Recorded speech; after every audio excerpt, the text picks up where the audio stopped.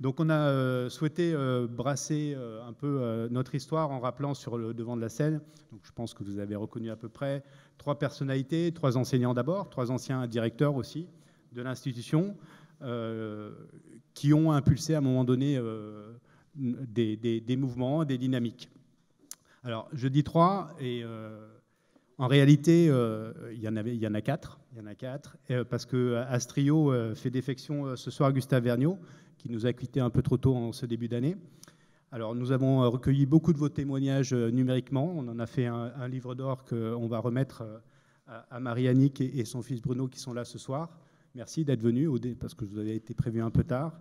Donc, je voudrais que Marie-Annick soit le témoin quand même de toute la reconnaissance qui est la nôtre pour Gustave. Pour Gustave, le CESA a été un engagement sans compter. Le CESA, pour lui, c'était la ruralité, je crois.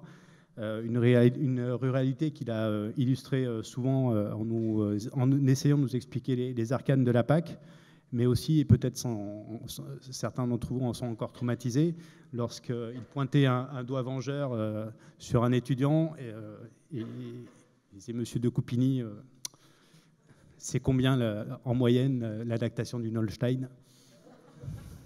Donc là, il y avait des moments de solitude. Donc je ne vais pas vous demander une minute de silence, mais peut-être un petit temps d'applaudissement pour toute l'œuvre que Gustave nous a laissée.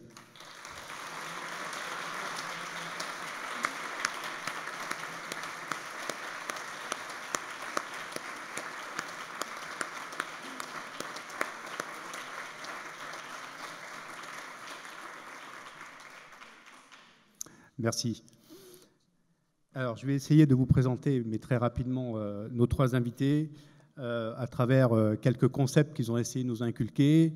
Bon, c'était un peu lointain pour moi aussi, donc j'ai essayé plutôt de me retourner de temps en temps dans le CESADIR, parce que j'ai vu qu'il y avait aussi là largement de quoi les présenter. Alors, pour le premier qui interviendra, il nous a essayé de nous enseigner Kristaller, von Thunen. Il a essayé de nous faire partager son enthousiasme pour l'économie spatiale, pour la modélisation, pour la théorie du chaos, la complexité, la systémique, la recherche en général, mais aussi la statuaire grecque, l'art classique, la majesté des cathédrales romanes ou les perspectives des chairs. Il a pu paraître distant pour certains, mais il a aussi été paternaliste pour d'autres, jusqu'à, il faut le reconnaître quand même, friser parfois la mauvaise foi pour défendre ses thésards et son labo. Il a aussi dit, créer un modèle ou faire de l'art, c'est pareil. Ça se respecte. Avant moi, considérez-vous comme en avance, après moi, en retard. Je vais essayer cette année de faire un cours un peu moins classique, si tant est que je puisse faire un cours classique. Et puis une dernière quand même, les pubs, presse universitaire de Bordeaux bien nommée, ce qui explique pourquoi il n'y a pas de presse universitaire à Tours. Donc, vous avez reconnu Monsieur Matisse.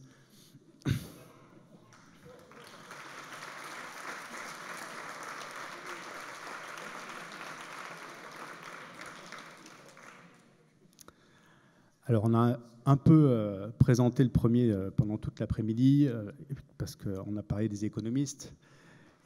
Lui nous a parlé d'Adam Smith, de Roberto, et il a essayé de nous emmener dans l'île paradisiaque de Cangaré. Il nous a parlé de Bernard Pecker, de régionalisation, de l'arc atlantique, de la banane bleue, de la Datar. Membre du Césaire, il a mis ses analyses au service d'action régionale, et puis il en a accompagné sans doute plus d'un d'entre nous vers le Portugal, dont il maîtrisait effectivement la langue, parmi d'autres d'ailleurs, et ce qui me fait le remercier pour l'impulsion internationale qu'il a donnée au CESA et qu'on a essayé, je crois, d'entretenir correctement depuis au département. Alors, il a aussi dit, celle-ci, je crois qu'elle colle à peu près à notre sujet du jour, le choc pétrolier, ça a été la goutte d'eau, ou plutôt la goutte d'huile, qui a fait déborder le vase. Donc ça, c'était prémonitoire. Et celle-là qui peut venir que d'un économiste. Imaginez un pays. On va l'appeler B, mais pas A, parce qu'on pourrait confondre avec PIB. Alors celle-là, il faut la méditer. Vous avez toute la soirée pour ça. Si une mouche vole dans le mauvais sens, le marché s'emballe. Bon, en fait, c'est de la théorie du chaos, mais présentée comme ça par un économiste, quoi. Donc, vous avez reconnu Jean-Paul Carrière.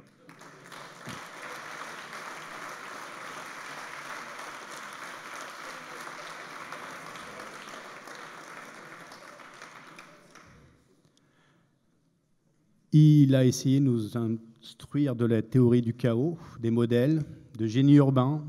Il nous a parlé de Jean-Louis Lemoigne, de topologie, de réseau. Plus récemment, il a essayé de nous faire passer les figures du projet, mais c'était aussi clair que Kandinsky, qu'il aime par ailleurs beaucoup, il fallait quand même décoder. Lors de ses interventions, il ouvrait des parenthèses dans les parenthèses, et au bout du compte, bien sûr, on n'avait jamais rien refermé. Ça pouvait paraître assez indigeste à certains, mais c'était des voyages conceptuels et haut perché pour d'autres quand même, et je pense qu'on est plusieurs à l'en avoir souvent remercié. Alors pour lui, ce n'était pas du tout compliqué de trouver des petites phrases, parce qu'en fait, je me suis aperçu qu'en 2006, les étudiants avaient consacré un numéro spécial, exclusivement. La machine CESA transforme les étudiants comme on transforme le cuir en chaussures. Voilà. Ça, c'est mieux. Ça. Mon problème intellectuel est de penser que A et non A cohabitent. Pour des aménageurs, ça pose le problème. Tout ce qui est complexe n'est pas simple, mais c'est plus difficile à expliquer. Par ailleurs, les choses simples peuvent être complexes. La centralité, bon, ça c'était un peu son dada, une dernière. La centralité, c'est ce qui fait que quelque chose est au centre. Ça a l'air de vous faire sourire, mais j'ai mis 2 ans à trouver cette définition.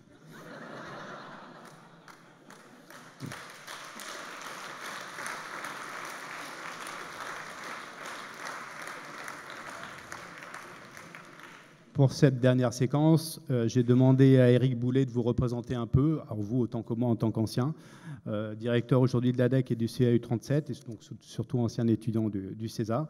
Donc je le remercie d'avoir accepté, et c'est lui qui va un peu piloter les échanges, puisqu'on doit aussi à un moment donné assurer la remise des diplômes de notre promotion de l'année 2019 au Vinci. Et par contre, on se retrouve à 19h15 ou 30 selon les débats au département pour la partie festive des 50 ans. Merci.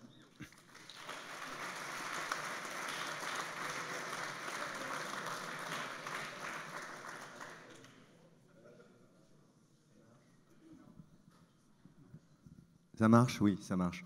Oui, j'ai la lourde tâche de représenter, mais je l'ai découvert cet après-midi, 3000 personnes, 3000 étudiants qui sont passés par le CESA.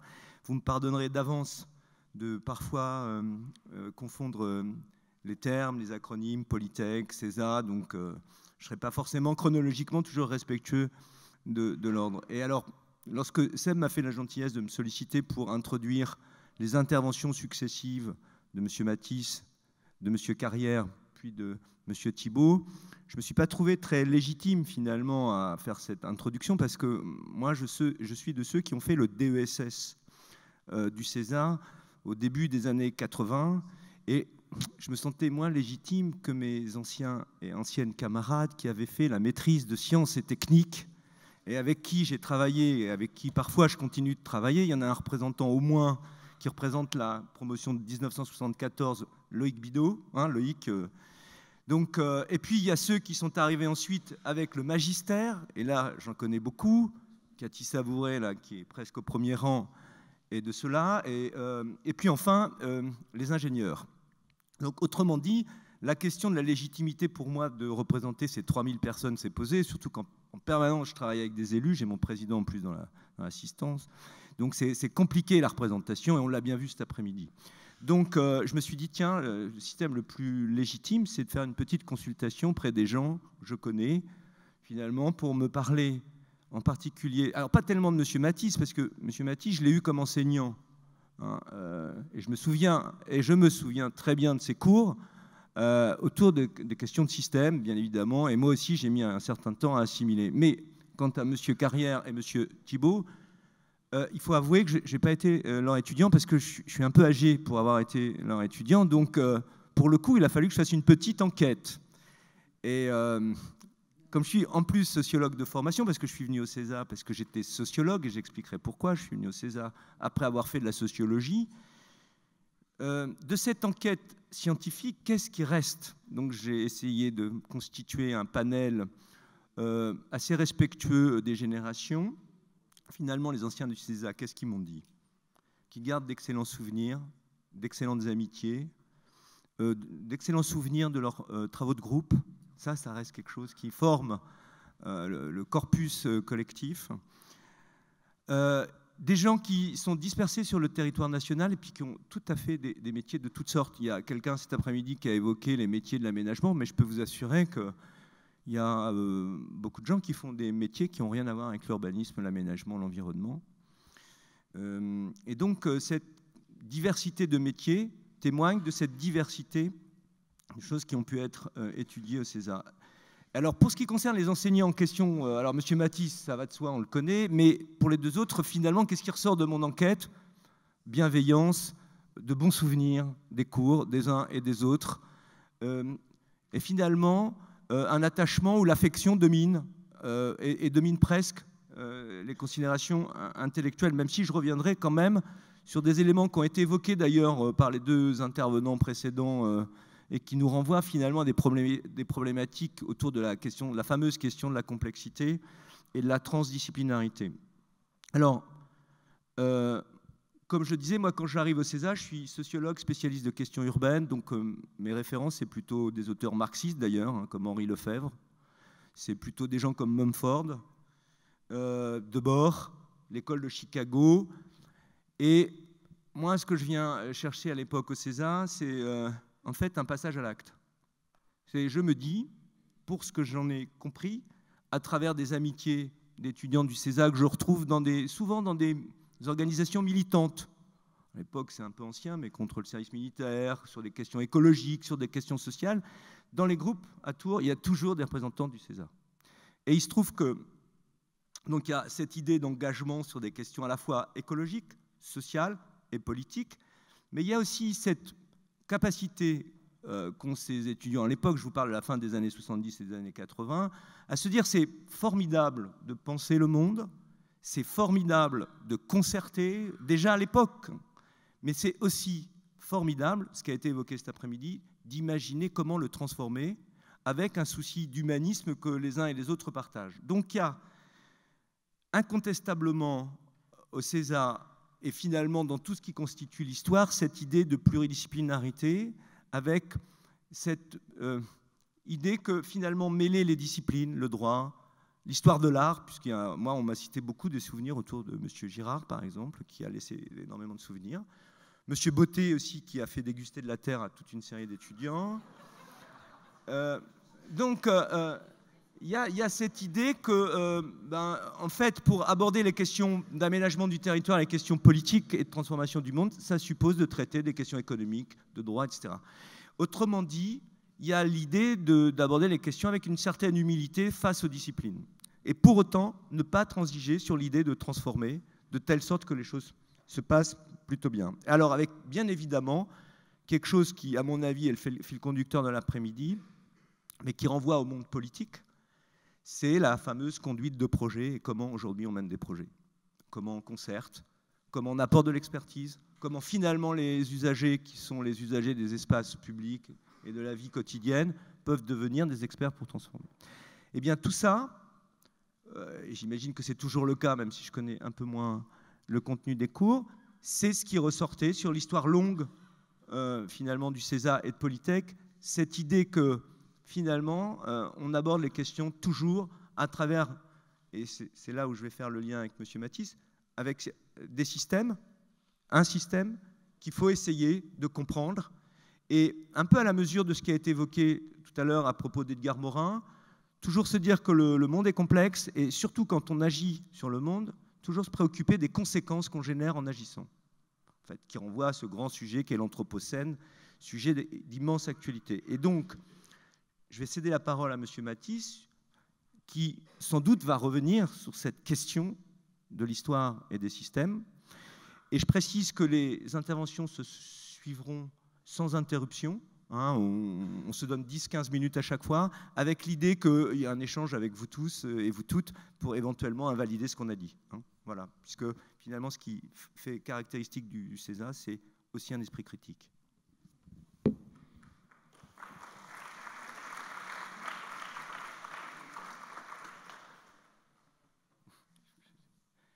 Avec mon superbe appareil, je maîtrise. Voilà. Écoutez, bonjour à tous, à ceux que je n'ai pas encore vus, ou ceux qui m'ont trop vu, sait-on jamais. Je vais donc vous parler de 50 ans du CESA, l'ancienneté et la complexité de l'aménagement. J'avais prévu 20 minutes, on m'a dit 15. Je me disais, il y a quand même quelque part un piège, donc j'avais pris plusieurs polices différentes pour pouvoir supprimer du texte. Alors, et je parlerai essentiellement du CESA parce que je m'arrêterai au moment où il y a eu Polytech. En 69, Vincent Labeyrie, professeur de biologie, militant politique, parfaitement engagé. Nous savions tous qu'il était communiste, hein, il n'y a pas de problème. Il le portait fièrement, avec courage. Parfaitement au fait des tendances de la pensée scientifique, fonde le CESA. Et le CESA était, à son époque, à l'origine, une formation révolutionnaire, car pluridisciplinaire, dans une jeune université qui avait des cursus très classiques.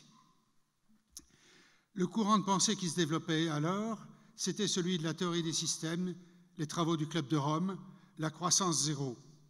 Mais tout de suite après, il y a eu la première crise pétrolière. Où en est-on? 47 ans et 11 présidents d'université plus tard. Eh oui, c'est comme ça. La boucle se referme, ou plutôt la spirale revient à peu près au même endroit, mais plus haut et plus grave qu'à l'époque. La théorie des systèmes se renouvelle, nous le verrons très rapidement. Le développement et ses conséquences sur l'évolution du climat est remis en cause, très fortement. Et il y a l'émergence du concept de résilience, avec son lot inévitable de conservateurs, de réactionnaires, d'intérêts à court terme, etc. On les connaît tous, et vous en avez tous l'expérience.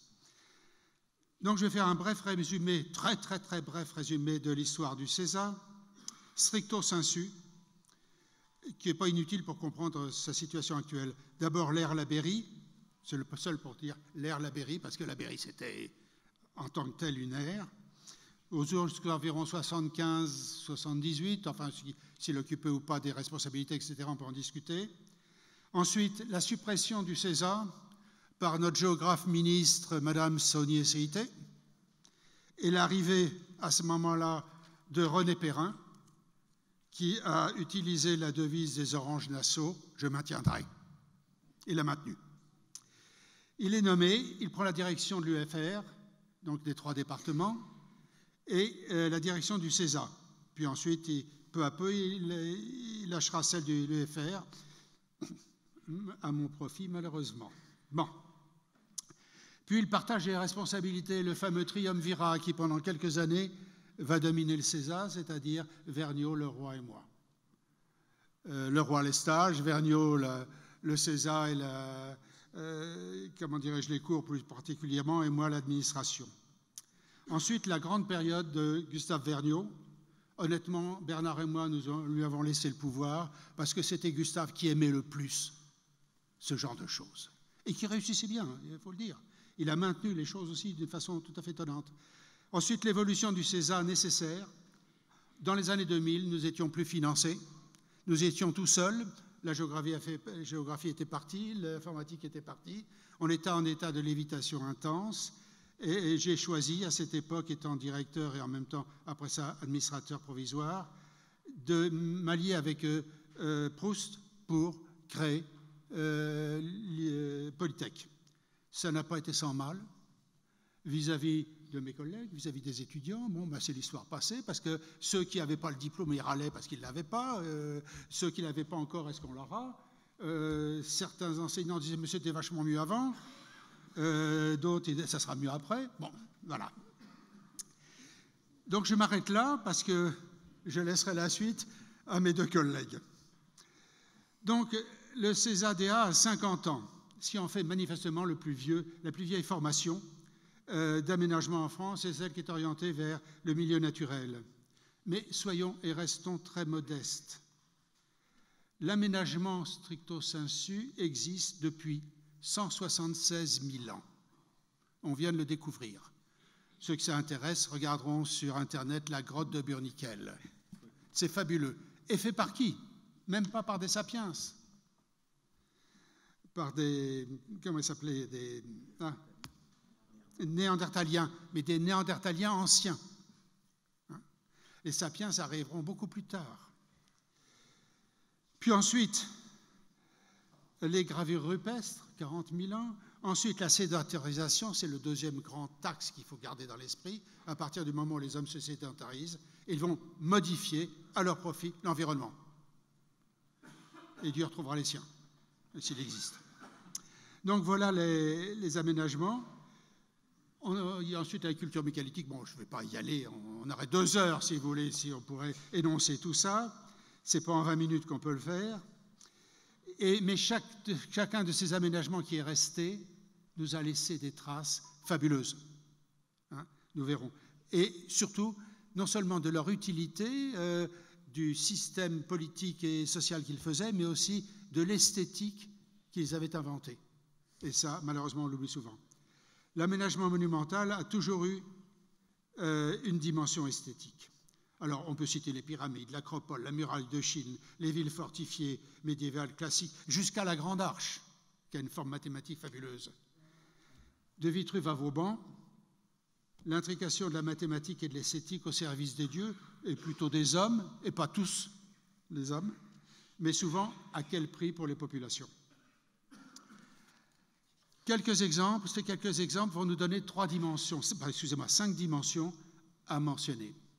La dimension spatiale de l'aménagement, vous la connaissez tous, on ne va pas discuter. Les dimensions temporelles, parce que la dimension de réalisation matérielle et la dimension humaine ne sont pas du tout aux mêmes échelles. Elles se reproduisent ou pas. L'objectif déclaré, parce qu'on nous donne toujours un objectif quand on fait un aménagement, et cet objectif, eh bien, il n'est pas toujours explicite. Vous avez beaucoup d'implicites, notamment de notions de pouvoir, à différents termes, dans un projet d'aménagement. Enfin, la dimension intellectuelle, c'est-à-dire le modèle dominant des gens qui demandent un projet d'aménagement, et le modèle dominant des gens qui le font, c'est-à-dire vous. Et ces 2 modèles intellectuels, ces 2 paradigmes, ne sont pas forcément les mêmes. Ne serait-ce que les politiques n'ont pas souvent la formation nécessaire pour y arriver. Et une fois qu'ils sont élus, ce n'est pas la peine de leur parler de formation. Et la dernière dimension, et non la moindre, celle auquel j'attache de plus en plus d'importance, c'est la dimension esthétique. C'est grâce à celle-là que de nombreuses réalisations ont survécu et qui nous ont toujours laissé des souvenirs et des impressions fabuleuses. Alors, donnons quelques précisions sur chacune de ces dimensions. Les temporalités. La dimension matérielle est en général à moyen ou à long terme. On ne fait pas un lotissement ou une route pour 3 ans, encore que. Encore que certaines demandes sont faites 2 ans avant les élections, on se demande pourquoi.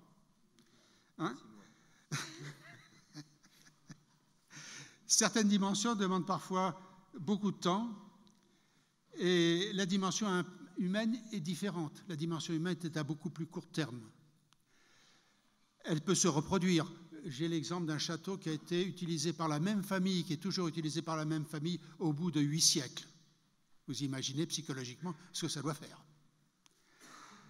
Mais notons que la durée de vie pour l'utilisation humaine, la durée de vie a doublé, avec des conséquences terribles, puisque sociologiquement la famille a éclaté. Et les conditions de localisation, d'utilisation de l'espace, etc., ne sont plus les mêmes à 20 ans et à 70 ans. J'en sais quelque chose. Donc voilà, on est amené à changer de l'utilisation. Et très souvent, si vous voulez, le but choisi au départ n'est pas celui qui sera retenu après et vice-versa. Ce n'est pas du tout la même utilisation. Donc il y a incohérence, souvent, entre le moyen et le long terme, entre le matériel et l'humain. C'est la difficulté qu'ont les aménageurs d'anticiper ça, d'anticiper cette évolution, soit pour la faciliter, soit pour l'interdire. Ça dépend de ce qu'ils en jugeront. Les spatialités, elles sont imposées souvent par les pouvoirs, soit territorialisés, soit mondialisés. Les logiques de ces deux pouvoirs sont en général différentes et voire contradictoires. Donc elles se confrontent, mais parfois, il y a entente objective. Pas toujours claire, mais enfin souvent objective. Et ces deux types de pouvoirs évoluent quand même, les municipalités par regroupement par exemple, et les entreprises par absorption, délocalisation, etc. Donc, ce qu'ils ont demandé à un moment donné, on en est tout à fait conscient parce que certaines délocalisations sont tragiques en France depuis quelques années, nous ont, comment dirais-je, confrontés à ce phénomène. Donc, les logiques territoriales ou entrepreneuriales sont souvent différentes, souvent en contradiction, mais parfois des coopérations ou des ententes explicites ou implicites existent. Il en va de même pour les utilisateurs. Vous avez une catégorisation qui a été faite il n'y a pas longtemps, que j'ai entendue il n'y a pas longtemps, faite par un Anglais.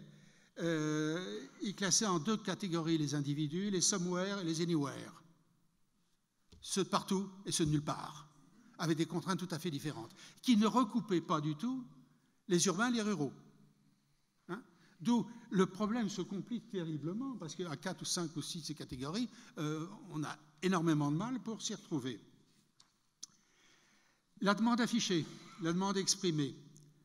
Certains sont généreux, ils veulent résoudre des problèmes sous contraintes financières, demandées ou exprimées par la population. D'autres sont beaucoup plus intéressés, et c'est souvent la majorité, par la pérennité d'un pouvoir en place. Et donc, ça va indiquer des conflits d'intérêts que l'aménageur va devoir gérer, plus ou moins bien. L'aménageur doit y apporter des réponses, mais il ne doit pas en être dupe. L'aménagement, et j'insiste, ne doit pas devenir le management de l'espace. L'espace n'est pas une chose, une richesse, l'espace, c'est notre bien commun. La réponse ne peut donc être ni pérenne, ni unique, ni même satisfaisante. Il faut être honnête. Elle est toujours, au mieux, pas trop mauvaise. Surtout qu'il est très difficile de prévoir quelles sont les utilités d'un aménagement que l'on a fait et qui vont être transformées complètement. Songeons au Mont-Saint-Michel. C'était quoi? Un monastère? Une citadelle? Une prison? Un centre touristique? Tout ça dans les mêmes lieux, avec la même architecture. Donc tout ça, ça se renouvelle au cours du temps. Quatrième dimension, le modèle ou la méthode, c'est-à-dire la grille d'analyse, en fait. Au départ, on avait une conception assez simple, je dirais, assez physique, un ensemble d'éléments d'interaction non linéaires, ouverts sur l'environnement, dont il tire matière, information, énergie, mais qui nécessairement pompe dans l'environnement et l'appauvrit. Un système se maintient qu'en appauvrissant son environnement. Ça, c'est la grosse question. 2 minutes. Oh, j'aurais pas fini. 2 minutes, là, c'est pas possible. Je suis désolé. J'en suis à 13. Là, très franchement, je suis dans une situation d'anxiété maximale. On va continuer, il n'y a pas de raison qui... Alors, la définition actuelle que j'utilise, c'est celle de la biologie, celle que vous trouvez, si vous voulez, dans les activités, une biocénose avec son biotope, qui est très proche de celle que j'avais proposée jadis, il y a bien des années, quelques décades dans ma thèse, ce qui me rassure un petit peu quelque part. Donc, mais il faut bien dire que, si vous voulez, comparaison n'est pas raison. Et la théorie des systèmes ou des écosystèmes est pour nous une méthode d'appréhension de la complexité, comme nous disait Edgar Morin. Et il y a autant de définitions de systèmes qu'il y a de disciplines. Si la complexité semble s'être accrue, c'est surtout notre perception de cette complexité qui a progressé. Les choses, je me réfère par exemple aux travaux du GIEC, le climat. Plus ces gens travaillent, plus le climat apparaît compliqué, difficile à prévoir. Mais il faut bien garder à l'esprit que cette complexité, cette conception, Vincent Labeyrie, grâce à lui, nous étions déjà sur une voie d'une grille de lecture prometteuse. J'ajouterais moins myope, moins simpliste ou égoïste que d'autres qui ont tenté de s'y substituer, depuis avec parfois malheureusement un succès que je ne peux que déplorer. L'esthétique, enfin, là Jean-Marie n'est pas là, donc je vais pouvoir en parler tranquille, en 30 secondes. Même pas. Même pas. J'ai même pas une minute pour 2 pages, non, c'est terrible. Non, mais après, je vais me faire lyncher. La façon d'envisager l'environnement s'est modifiée. Mais l'esthétique est une dimension qui reste de façon permanente. Là encore, je vais me répéter. Un certain nombre d'entreprises considèrent que l'esthétique n'est pas rentable. Et je leur répondrai, l'aménagement n'est pas le management de l'espace. C'est 2 choses différentes. Et que malgré tous les incultes, tous les vandales de toutes les époques, les réalisations anciennes qui nous sont parvenues ont une dimension esthétique exemplaire. On pourrait penser à des tas d'exemples, des centaines d'exemples, les pyramides, les cathédrales, le Parthénon, etc., etc. Jusqu'à la Grande Arche. Il y a là quelque chose qui nous parle de façon tout à fait forte. Alors j'en suis à la conclusion, cher coupeur de parole. Censeur.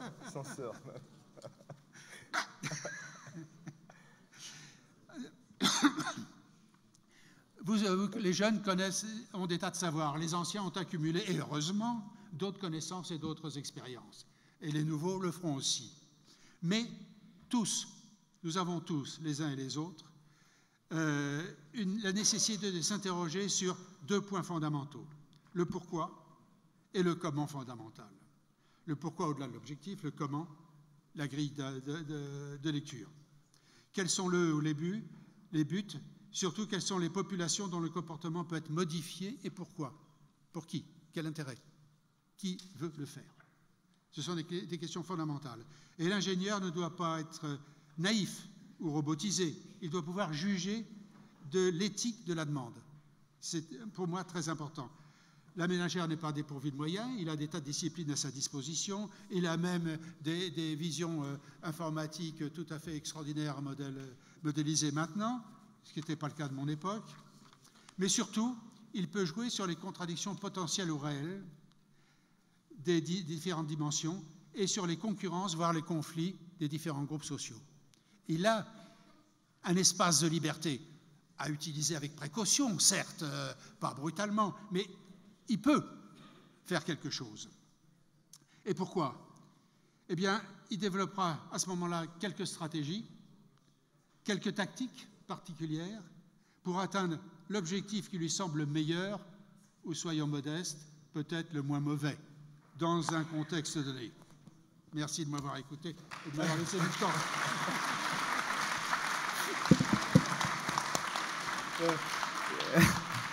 Je suis vraiment désolé parce que devant la quantité de feuilles, j'étais un peu anxieux. Avant de céder la parole à M. Carrière, je voulais simplement dire que moi, quand je suis arrivé au César, effectivement, il y avait le trio, donc M. Vergniaud, M. Leroy et M. Matisse, et que finalement, déjà au César, était cultivé quelque chose qui me semblait important, le sens de l'hospitalité. Quand on fait de l'urbanisme, quand on fait de l'aménagement du territoire, cultiver cette idée d'hospitalité est plutôt bien, et c'était le cas. Voilà, M. Carrière, c'est à vous. Juste un mot, Jean-Paul. Oui. Je prends sa suite pour retracter. Pourquoi? Que je sois le dernier. Gustave et Bernard sont disparus.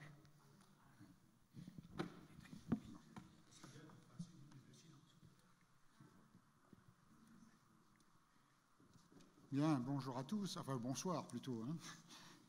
Ah pardon, c'était dit une minute de silence, non? Ah, oui, On peut la faire maintenant si vous voulez. ah non, ou après. On la fait maintenant. Ce n'est pas les seuls qui sont disparus. Ouais. Ils ont vraiment marqué le César de façon extraordinaire. Un peu dommage.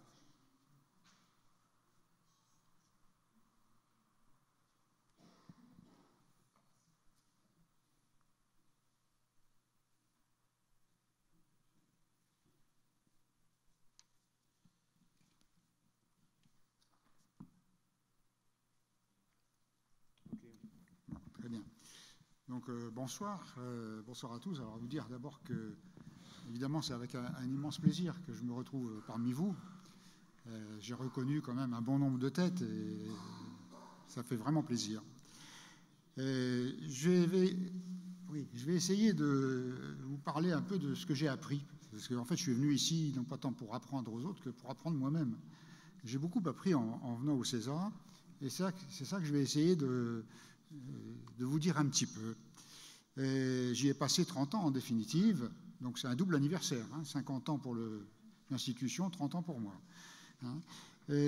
30 ans qui se décomposent en deux parties, 22 ans d'exercice actif au sein de ce qui a été le CESA d'abord, puis le DA, puis le DAE, et puis 8 ans d'éméritat. Alors éméritat, c'est un nom un peu emphatique pour dire qu'on est en retraite.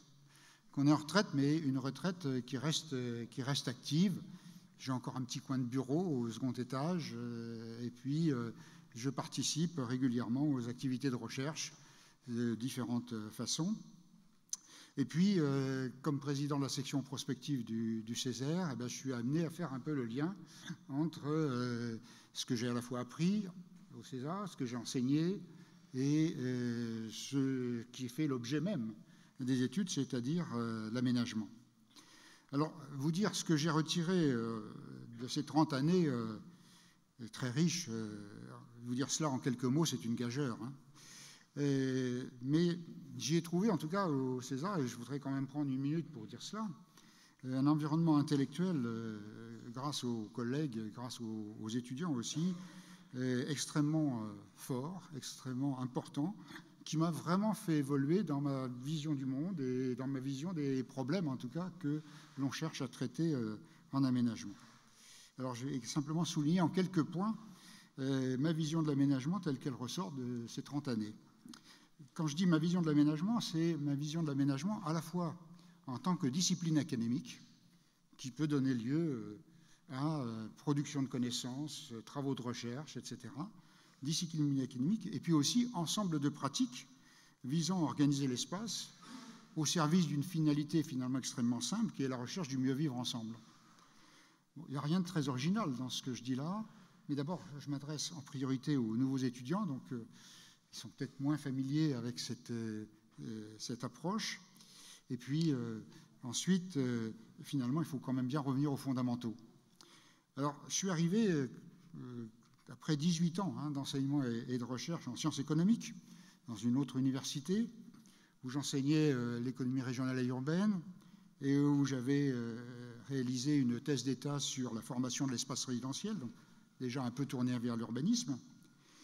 Et je suis arrivé, après ces 18 ans, avec un certain nombre à la fois de présupposés et de certitudes, comme en font preuve souvent les économistes, une pierre dans leur jardin. Et je suis arrivé donc avec un certain nombre de certitudes, et je dois dire que ça a été un choc. Moi, je suis arrivé avec mes plans de cours d'économiste en disant, bon, je vais adapter un petit peu, mais je reprends mes cours de sciences éco. Ça n'a pas duré longtemps, je peux vous dire. Ça n'a pas duré longtemps. Le César, comme je le dis souvent, m'a permis de me soigner et donc de guérir. Et donc, et ceci, alors, effectivement, je voudrais le dire au passage, grâce à la rencontre de deux hommes tout à fait exceptionnels, aujourd'hui disparus, dont on a déjà parlé, qui étaient René Perrin et Gustave Vergniaud. Tous les deux m'ont accueilli dans cette maison.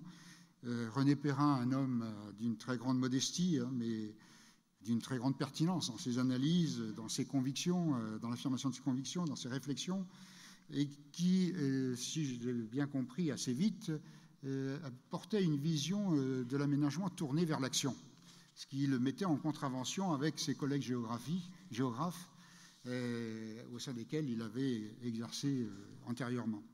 Et puis Gustave, on vient de le dire, je ne vais pas trop le répéter, mais un véritable ami, un grand humaniste avec lequel j'ai eu le bonheur de travailler de très longues années, doté d'un humour redoutable, comme ça a été aussi rappelé. Et donc, ce que je veux souligner, c'est qu'à leur côté, puis aux côtés aussi de tous les autres collègues, aux côtés de Bernard Leroy, etc., de François Botté, etc., et à travers une collaboration quotidienne, j'ai pu me rallier assez vite a une vision de l'aménagement. On parlait tout à l'heure dans la première séquence de changement de paradigme. Je peux dire que j'ai changé de paradigme. Mon paradigme personnel, en tout cas, on a pris un coup. Et donc, je vais vous résumer en 5 ou 6 propositions ce qui a été pour moi, ce qui est devenu pour moi l'aménagement. Et pour simplifier le propos, pour aller vite, parce qu'on n'a pas beaucoup de temps, je vais convier 5 auteurs que je vais citer et qui résument à eux tout seuls le fond de ma pensée, ou plutôt c'est moi qui ai repris leur pensée. Alors, donc, je reviens une seconde en arrière, c'est grâce aussi à tout cet environnement intellectuel que m'a procuré le CEDA que je crois que j'ai pu garder les yeux ouverts, et puis c'est cela qui me donne encore aujourd'hui envie de ne pas tout à fait déposer le sac. Alors, ma vision de l'aménagement en 5 ou 6 points. Alors, d'abord, l'aménagement comme réponse aux grands défis sociétaux et environnementaux. On en a beaucoup parlé cet après-midi, donc je ne crois pas utile d'insister. Il y a eu la très belle introduction de Sébastien, qui avait déjà posé la question, et puis nous avons eu tous les débats de l'après-midi. Ce n'est pas la peine d'essayer de vous convaincre, vous êtes déjà convaincus. On ne peut pas dissocier les questions d'aménagement et d'environnement. Et quand je suis arrivé au CESA, moi j'étais dans l'ignorance totale des questions environnementales, quasiment totale. Et grâce aux collègues que j'ai cités, j'ai pu découvrir l'importance de cette articulation aménagement-environnement. Et finalement, qui mieux que Francis Bacon peut mieux exprimer les enjeux de cette prise en compte de l'environnement naturel dans l'élaboration et la conception et la mise en œuvre des projets d'aménagement. Donc, Francis Bacon qui disait « On ne commande à la nature qu'en lui obéissant ». Phrase magnifique, n'est-ce pas? Deuxième proposition, l'aménagement relève d'une démarche intégrée et systémique. Ça aussi, ça a été rappelé. Bon, je ne vais pas insister parce que Philippe, notamment, en a reparlé. Et là, on peut tout simplement convier plutôt Blaise Pascal, qui nous dit, et ça s'applique parfaitement au problème d'aménagement, on peut tout à fait le transposer aux problèmes que rencontrent les aménageurs. Il est impossible de connaître le tout si je ne connais pas singulièrement les parties, mais je tiens pour impossible de connaître les parties si je ne connais pas le tout de ces parties. Eh bien, je crois que là, on a vraiment quasiment une définition de ce que doit être la démarche de l'aménageur. Troisième proposition, l'aménagement en tant que discipline carrefour. Discipline carrefour, elle-même construite à partir d'une démarche transdisciplinaire qui associe les sciences de la nature et les sciences humaines et sociales. Et là, qui d'autre peut-on appeler que Vincent Labeyrie? Vincent Labeyrie, donc fondateur, comme le rappelait Philippe tout à l'heure, qui disait tout simplement tout projet d'aménagement suppose une connaissance des systèmes naturels, mais tout aménageur doit tenir compte de la présence de l'homme. Je crois que tout est dit dans cette phrase. Et on peut ajouter avec lui, il est impossible pour l'homme d'intervenir dans ces ensembles que sont l'écosphère et les différents écosystèmes sans connaître les lois de l'écologie, c'est-à-dire l'économie des systèmes naturels. Donc, il était assez naturel, si je puis dire, que Vincent Labeyrie dise cela. Il est peut-être un peu moins que maintenant un ex-économiste fasse sienne cette proposition. Et puis, quatrième proposition, pour l'économiste de formation initiale, qui était imprégné des visions keynésiennes et marxiennes, le cœur de ma formation, l'aménagement implique nécessairement un engagement fort de la puissance publique. Et là, au moins, je suis heureux d'avoir été économiste, parce que ça m'a amené à cette conviction, et conviction que je conserve, évidemment.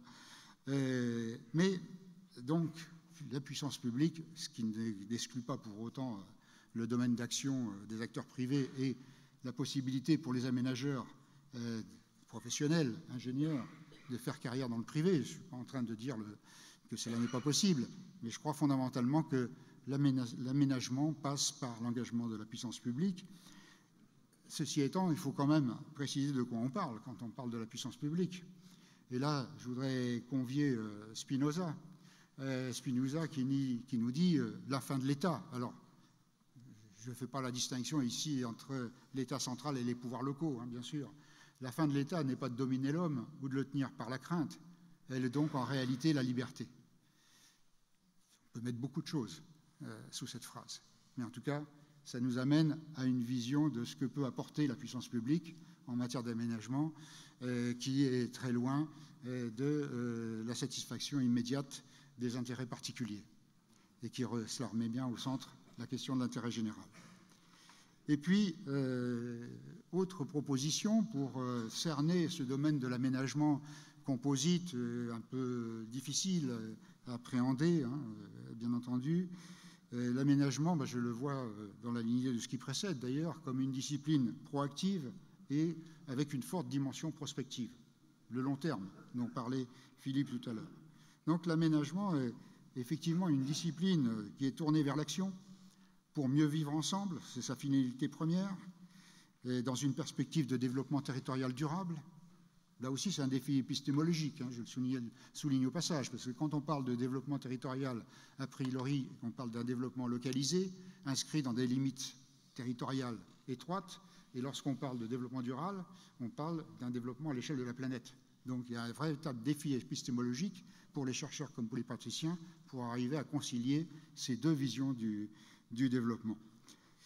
Donc, eh bien là, cette vision de l'aménagement tournée vers l'action dans une perspective d'un mieux vivre ensemble, eh bien, je peux la retrouver dans cette proposition d'Edgar Morin qui nous dit l'espérance vraie, c'est qu'elle n'est pas certitude, c'est l'espérance non pas au meilleur des mondes, mais en un monde meilleur. Je crois que là aussi, cela situe bien le problème. Enfin, pour terminer, une dernière citation, permettez-le-moi, d'un auteur que j'adore, Miguel Torga, qui est un romancier portugais, lui aussi un visionnaire à sa façon, en 1954, c'est pas en 2017, 1954, il avait écrit « L'universel, c'est le local sans les murs ». On peut renverser d'une certaine façon la proposition en disant le local, c'est l'universel malgré les murs. Donc l'aménageur, il travaille sur l'universel. Merci.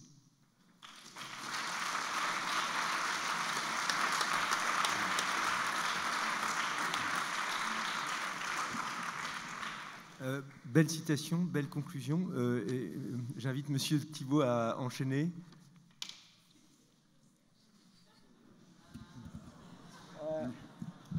Sachant que, effectivement, ces citations, elles jalonnent l'espace, elles évitent les dérives éventuellement. Hein.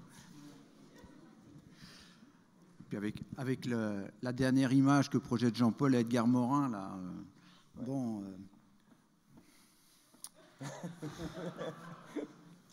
C'est un drame. Non, mais comment dire. Bon, Philippe, Jean-Paul et moi avons exercé à un moment donné, nous avons piloté l'équipe de direction, voire ce qu'on peut appeler le groupe d'enseignants, d'enseignants-chercheurs, de professionnels intervenants. Alors, ces pilotages-là, ce sont des pilotages qui ont toujours été, qui n'ont jamais été simples, qui ont toujours été des expériences fortes et parfois un peu chahutées, on peut le dire simplement. Bon, moi, je dois ma venue au César, en fait, localement grâce à Philippe, parce que Philippe a défendu ma candidature alors qu'elle n'était pas défendue par d'autres, donc j'ai nécessairement une dette permanente par rapport à ça, puisqu'en fait, j'étais content de... Bon, j'ai été formé à l'INSA de Lyon comme Christian Proust, et j'étais content en 89. En fait, j'avais pris la décision de partir de l'INSA, sachant que de quitter ce lieu de formation et de recherche n'était pas de le quitter avec tout ce qu'il m'avait donné. Je dirais même au contraire, en fait, c'était de partir de là-bas avec ce que moi j'avais appris avec d'autres, et notamment Edgar Morin, puisque je peux vous raconter une petite anecdote. L'un de mes grands amis à l'INSA, qui est toujours vivant par ailleurs, qui s'appelle Alain Giré, qui était un mathématicien, avait versé avant moi, hein, bien sûr, dans la complexité, dans les théories qui étaient en train d'émerger, du moins qui faisaient surface en fait dans les années 70, parce que ça remonte, c'est antérieur à tout ça. Ce matin, tout à l'heure, la cybernétique a été évoquée, donc la théorie des systèmes, c'est une longue histoire d'une certaine façon, puisque tu as cité Pascal, donc c'est pas né du jour au lendemain tout ça. Hein. Bon, quoi qu'il en soit, j'ai eu la chance, avec Alain, je peux le nommer comme ça, d'inviter Edgar Morin dans les années 76 à l'INSA pour leur parler de complexité. Et nous avons bu un coup, pour ceux qui connaissions, à la brasserie des Brotteaux. Et j'ai donc un souvenir ému de cette rencontre-là. Et je suis toujours admiratif devant Edgar Morin. Et puis, j'allais dire, je ne crois guère en Dieu, mais Dieu merci, il est encore vivant. Bon, comme tout le monde, ça ne va pas durer, tout ça, mais bon. Voilà. Donc, mais comme tout le monde, comme vous et moi, je veux dire, puisque nous avons vu cet après-midi, et nous le savons, que nous sommes rien et pas grand-chose, et je ne suis pas d'accord, en fait, oui, ça va être des parenthèses dans les parenthèses, encore. Je ne suis pas d'accord, en fait, avec Nicolas Hulot sur le vivant comme une sorte d'unicité terrestre dans l'univers. Moi c'est une hypothèse, moi je pense que le vivant est partout, que c'est un mode de l'organisation de la matière qui se développe. On vient de vérifier, moi j'allais dire, l'existence des planètes. Il y en a partout.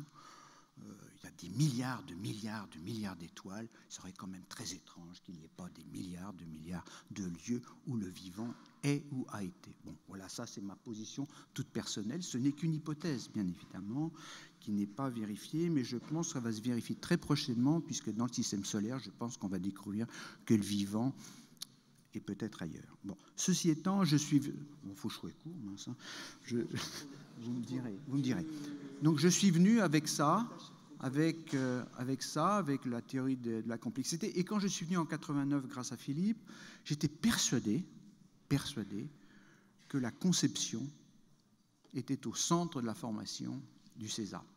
Pourquoi ? Parce qu'en fait, les recherches que j'avais faites à l'INSA portaient sur de l'hydrologie urbaine et la conception de systèmes de CAO, de conception assistée par ordinateur. C'est-à-dire que dans le génie urbain, on pensait la conception comme étant un processus très important. Et moi, j'étais persuadé qu'ici, bien évidemment, la conception était enseignée comme dans les autres, ce qu'on appelle instituts d'urbanisme en France. Je ne parle pas des écoles d'architecture, hein, je parle des instituts d'urbanisme. Et ma grande découverte, c'est de voir que le processus de conception n'était pas un objet académique. Quand je dis académique, c'est-à-dire qu'il fait l'objet de recherches et d'un enseignement ex cathedra au-delà de la pratique elle-même. Hein, voilà. Bon, ça c'est petite parenthèse. Alors pour moi, le CESA, DA, DAE, ça relève effectivement, comme tu le dis, je crois que l'image de la spirale est juste en fait, hein, donc à la fois de la continuité de la rupture. Hein, tu l'as dit, la continuité, c'est le rapport au non-humain, on va dire, hein, tant matériel qu'autre. Donc Labeyrie avait posé comme étant quelque chose de très important, donc ça c'est toujours là. Et puis il a pris une telle importance. Aujourd'hui, on est probablement dans une phase critique, une phase très, très, très forte. Et d'une certaine façon, mon interrogation personnelle par rapport à ce que j'ai fait ici, ce que j'ai appris ici et à ce quoi j'ai participé, c'est mais si aujourd'hui je devais faire de l'enseignement, eh bien, je dois vous avouer que je ne sais pas trop répondre. J'ai fait un cours notamment de théorie de l'urbanisme et récemment, bon, je vais à Lyon au séminaire de l'école urbaine de Lyon dont la thématique centrale est l'Anthropocène.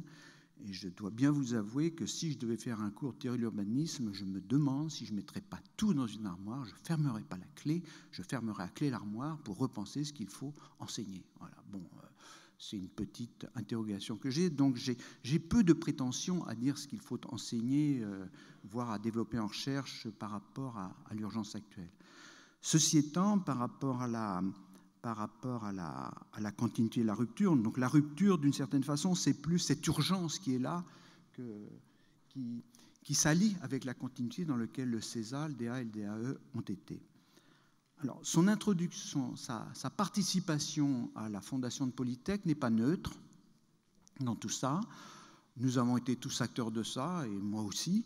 Venant d'une école d'ingénieur, vous comprenez que si j'en avais quitté une, ce n'était pas nécessairement pour retourner dans une école d'ingénieur, mais comme ça a été dit tout à l'heure, pour moi, ingénieur, c'est effectivement l'ingénium, c'est aussi le génie de la conception de la création. Donc je n'écarte pas ce volet que nous avons de l'intelligence humaine de concevoir en permanence et de rechercher en permanence. Et même si nous avons des problèmes, bien justement, nous ne nous arrêterons pas en réalité de chercher. C'est-à-dire la question des périmètres et des limites posées par Nicolas Hulot, c'est une question très lourde en fait, hein, notamment dans la recherche. Hein. C'est une question très, très importante. Alors, l'entrée dans Polytech, pour moi, en fait, c'était une sorte de sonnette comment dire, je me suis saisi de ça à titre personnel, mais avec mes collègues, pour mettre en avant le projet, l'ingénierie du projet, comme étant effectivement non pas tant pour vendre auprès de la CTI l'inscription du DA dans une école d'ingénieur, mais comme effectivement la rencontre entre ce que pour moi est le projet comme un objet très important, et je m'en expliquerai très rapidement pour terminer, et donc une école d'ingénieur qui devenait pour moi une sorte de berceau en fait d'accueil de ça. Pour moi, je l'ai vécu comme ça. Alors, je défends toujours la thèse, puisque ça a été mon dernier objet de recherche, que le projet est un régime d'action qu'il ne faut pas quitter, qu'il faut même renforcer. Alors, pour moi, il y a 3 régimes d'action. Dans mes dernières recherches, dans les derniers écrits que j'ai faits là-dessus, il y a 3 régimes d'action. L'action spontanée, on répond par une action spontanée à une sollicitation. Tu m'injures, je te claque. Voilà une action spontanée. L'action mémorisée, tiens, dans les lotissements, les maisons sont toutes les mêmes, c'est-à-dire qu'on recopie, c'est le copiage, c'est le copier-coller. Et puis, il y a l'action projetée qui permet de concevoir du nouveau.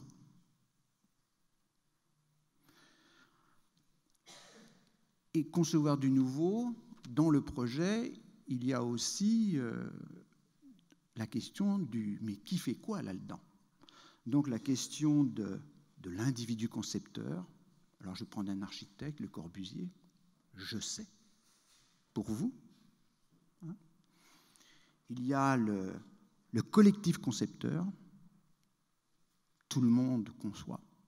Alors grande question aujourd'hui, hein, devant l'urgence actuelle. Et puis bien sûr, comme nous sommes nés dans la complexité, qui est le rapport entre les deux, donc le mariage entre l'individu et le collectif. C'est-à-dire, chacun d'entre nous avons quelques idées. Il n'y a pas que le collectif. Donc comment allier notre individualité porteuse de projets, de visions, au collectif, qui en a d'autres, hein, comment négocier notre appartenance à la société. Ça, c'est pas facile. Voilà. Donc moi, il me semble que le projet comme régime d'action est celui qui permet de penser ça. Alors, juste pour terminer, je terminerai là-dessus. Hein. Jean-Paul a parlé tu as évoqué des personnes. Alors moi, j'ai une interrogation sur l'espace, notre rapport à l'espace, puisqu'aujourd'hui, avec l'Anthropocène, c'est nous, et comme Laberry l'avait déjà dit, hein, donc rien de nouveau sous le soleil, et même d'autres avant, c'est nous et les non-humains, donc les humains et les non-humains. Donc nos rapports à l'espace, c'est être partout, première proposition, être nulle part, seconde proposition. Alors, je veux dire presque nulle part. Donc se retirer du monde, en partie du moins, pour laisser de la place aux autres. Et puis la combinaison des deux, donc, puisque nous sommes nous sommes marqués par les théories de la complexité, la pensée complexe, et la chose A et son contraire non A, c'est-à-dire comment être là et ne pas être là. Voilà.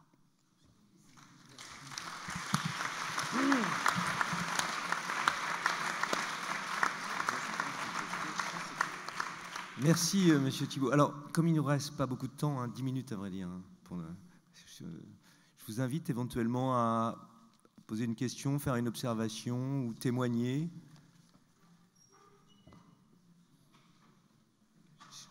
vois pas très bien.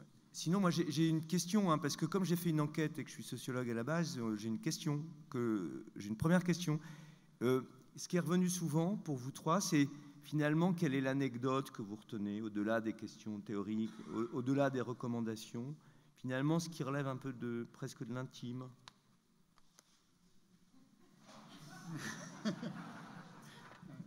Et vous avez le droit de ne pas répondre, hein. C'est une question qui m'a été formulée.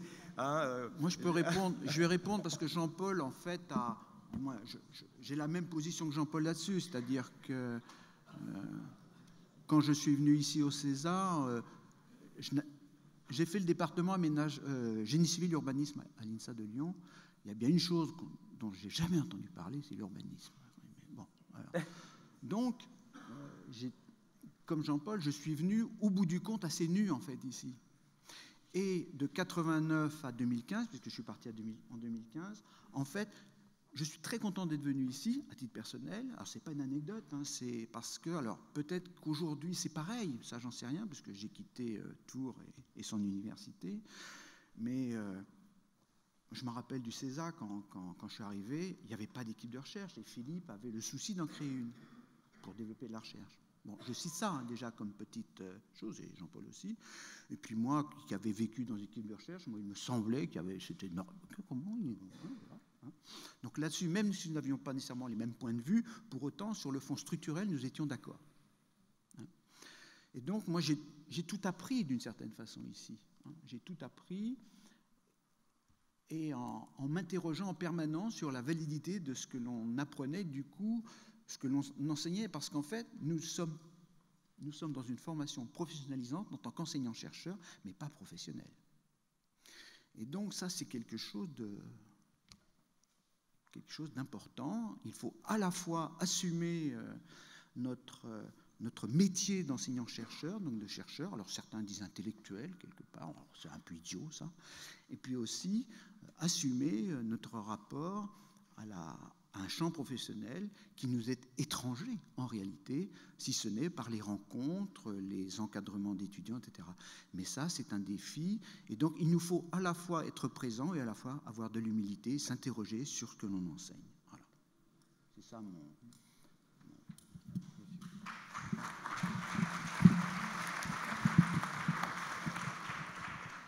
Oui, tu as utilisé un mot là, dans la dernière phrase, d'humilité. Je crois que moi, c'est aussi quelque chose que j'ai eu à apprendre hein, en arrivant au César.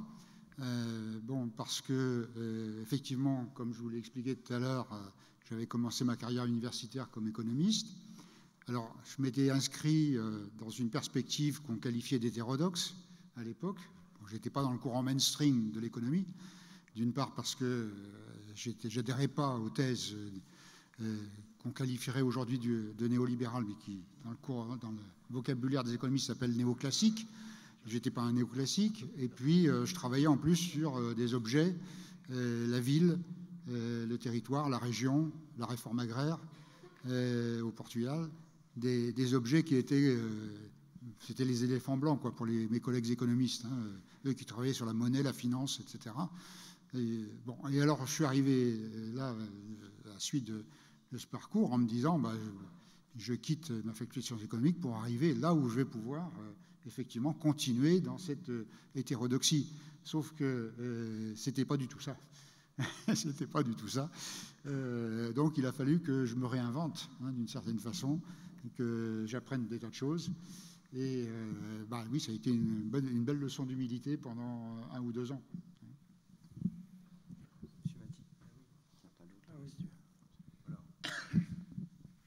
Je vais encore donner quelques dimensions personnelles, puisque, à l'instar de mes collègues, je vais dire d'où je venais. J'ai une formation qui est assez bizarre. J'ai commencé par faire de la comptabilité des finances. Ensuite, j'ai fait l'école pratique des hautes études. Et là, j'ai découvert un homme assez extraordinaire qui était mon prof, qui était André Piatier, qui nous a initié à des tas de choses. J'ai fait en même temps Sciences Éco. Et quand je suis arrivé ici, je me dis... Le César pluridisciplinaire, je le suis aussi. Moyen. Hein. Je l'étais dans une petite branche de savoir. Et en plus de ça, 2-3 ans après, on a des papiers du ministère qui nous dit « choisissez une discipline ». Pas 2, pas 3. J'en avais 3. Bon, alors j'ai choisi ça. Et puis, il y a eu... Bon, il faut dire que ce qu'on a peut-être un petit peu caché, mais bon, c'est la face cachée de ce qui est beau. C'est que de temps en temps, c'était assez dynamique entre nous, ou avec Vincent Labéry, par exemple. Hein, il avait des opinions très arrêtées, que je respecte tout à fait. Il a le courage de les défendre jusqu'au bout. Il n'aimait pas trop les déviances. Voilà. Ni le groupe politique est à côté de lui, si vous voyez ce que je veux dire. Et le deuxième défaut de Labéry, enfin ça c'est un premier défaut, il était un petit peu autocrate, hein, mais avec des tas de qualités ailleurs. Donc ça faisait passer la pilule. Et la deuxième chose qui nous a gênés au CESA, pour lui le CESA était une structure d'enseignement, n'a jamais été une structure de recherche, parce que la recherche c'était l'IBEAS, son labo. Donc on utilisait le CESA pour avoir des postes pour son labo. Voilà. C'est clair, je le dis, j'en prends la responsabilité, mais je pense que c'était tout à fait ça. Et j'ai ramé pendant des années, Serge vient de vous le dire, pour essayer de créer une structure de recherche au CESA, parce que, dans le fond, j'étais venu à l'université pour faire de la recherche. Il faut dire qu'avant, j'avais fait du privé, et j'avais quand même été un peu dégoûté, notamment des industries pharmaceutiques, des trucs comme ça. Ça m'avait saturé complètement. Et quand je disais tout à l'heure, vous avez le droit de refuser un projet, je dois vous dire que je l'ai vécu, cette chose. Un jour, on m'a dit, Monsieur Baptiste, l'étude que vous avez faite, elle ne me plaît pas, il faut la refaire. J'ai dit, monsieur, je l'ai fait honnêtement. Non, non, il faudrait trouver tel résultat. J'ai dit, non, faites-la faire par quelqu'un d'autre et je suis parti. C'est pour ça que je défends, si vous voulez, jusqu'à... Mais c'était plus... Nuance, c'était beaucoup plus facile à mon époque qu'il se maintenant. Hein, c'était dans les années 70. Donc jusqu'à 74, ça a été. 74, j'ai subi la première, le premier licenciement collectif. Voilà, juste avant de venir ici. Donc ça a un peu marqué le bonhomme en plus. À l'époque, juste avant la crise, c'était le début de la crise pétrolière, c'est en 73 qu'on a subi ça. Donc voilà. Mais ceci, à part ça, si vous voulez, à part, tout ne marche pas bien dans une collectivité, il y a toujours une dynamique, disons. Hein. Pascaline serait là, elle dirait qu'elle a entendu de temps en temps les portes claquer entre Bernard et moi, alors qu'on s'aimait bien, ce n'était pas le problème. Mais sur des points précis, on n'était pas forcément d'accord. Il avait son caractère, j'avais le mien. Bon, voilà, ça s'est passé comme ça, et puis c'est tout. Puis on est restés ensemble, on a fonctionné ensemble pendant des années. Hein. On était toujours, comment dirais-je, très liés les uns aux autres vis-à-vis de l'extérieur. Et puis, bon, de temps en temps, on réglait les problèmes internes. Mais c'est normal dans tout groupe. Je pense que dans tout couple, c'est un peu pareil. Hein. On a de temps en temps des petits accroches. Bon, ben voilà, c'était ça. Et l'avantage, si vous voulez, de ce groupe, c'est que finalement, un certain nombre de gens sont restés là, et par leurs apports, par leurs différences, ont réussi à créer un état d'esprit entre nous. Et je pense que c'est cet état d'esprit, du moins je l'espère, et je pense que c'est assez vrai, c'est un peu transmis aux étudiants, avec des différences suivant les promotions, etc. Hein, parce que l'histoire des promotions n'est pas complètement linéaire. Mais c'est quelque chose que personnellement je n'ai jamais regretté. Je me rappelle une fois, discutant avec François, j'étais absolument nul dans tout ce qui est vert, mais nul, crasse. Je lui dis, je connais 2 sortes de machins verts qui poussent au sol, l'herbe, la salade, et puis je ne sais plus quel était le deuxième. Il m'a regardé affolant, mais il dit, surtout mange pas ça. Le mec qui tombait de Mars, quoi. J'y connaissais rien. Mais j'ai appris, pas suffisamment, mais j'ai appris au contact de mes collègues un certain nombre de choses que j'ignorais totalement, dont j'ignorais même l'existence. Voilà, pour aller plus loin. Hein. C'est pour ça que je crois que le CESA était quelque chose d'assez extra, même si nous n'avons pas totalement réussi à faire une ou une multidisciplinarité, nous avons essayé de nous en approcher, chacun avec nos moyens, nos capacités, notre bon caractère et notre mauvais caractère. Enfin bon, c'était comme ça. Et puis ça fonctionnait. Bon, ceci dit, j'espère que ça va durer, mais d'après ce que j'ai entendu, ça, au DAE, c'est pas toujours très différent de ce que nous avons vécu. Donc, nous, les anciens, finalement, on peut, d'une certaine manière, ne pas être déçus par ce que nous avons fait, voire même être relativement fiers de la réussite de nos étudiants. Voilà ce que je voulais dire. On conclut là-dessus, hein.